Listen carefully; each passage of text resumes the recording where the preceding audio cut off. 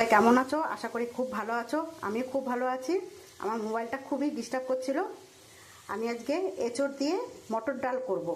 এবার কিভাবে করব তোমাদেরকে দেখাবো, কিন্তু আমি দেখাতে পাচ্ছি না, আমার মোবাইলটা খুব ডিস্টার্ব করছিল। যাই হোক, আমি এইভাবেই বলছি। আমি তেল দিয়েছি, শুকনো লঙ্কা, জিরে, লবঙ্গ, তেজপাতা ফোড়ন দিয়েছি।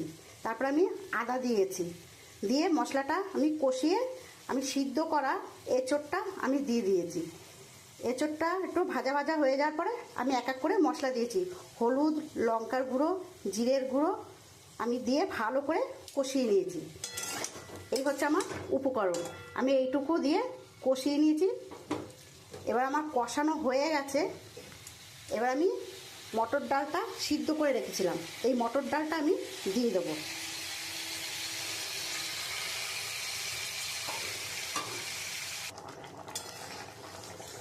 আমার ডালটা হয়ে এসছে। এবার আমি একটা ভাজা মশলা দিয়ে দেবো। এখানে আছে জিরে, এটা ধনে, এটা ভাজা ভাজা মশলাটা আমি উপর থেকে দিয়ে দিচ্ছি।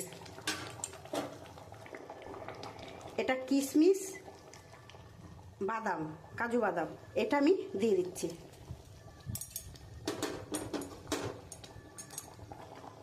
আমি নামানোর আগে একটু ঘি দিয়ে দিচ্ছি, যেহেতু এটা নিরামিষ, একদম নিরামিষ তরকারি, যার জন্য আমি নামানোর সময় একটু ঘি দিচ্ছি। যেহেতু এঁচোড় দিয়ে মটর ডাল করছি, তাই আমি কিশমিশ, কাজু বাদাম দিয়েছি নামানোর আগে, একটু ঘি দিলাম।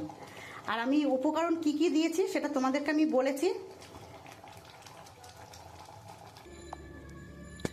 আমার পুরো নিরামিষ একটা রেসিপি হয়ে গেল, খুবই সুন্দর এঁচোড় দিয়ে মটর ডাল। তোমরাও এইভাবে করে খাবে, আর অবশ্যই কমেন্টে জানাবে যে আমার এই রান্নাটা কেমন হলো। একদম নিরামিষ।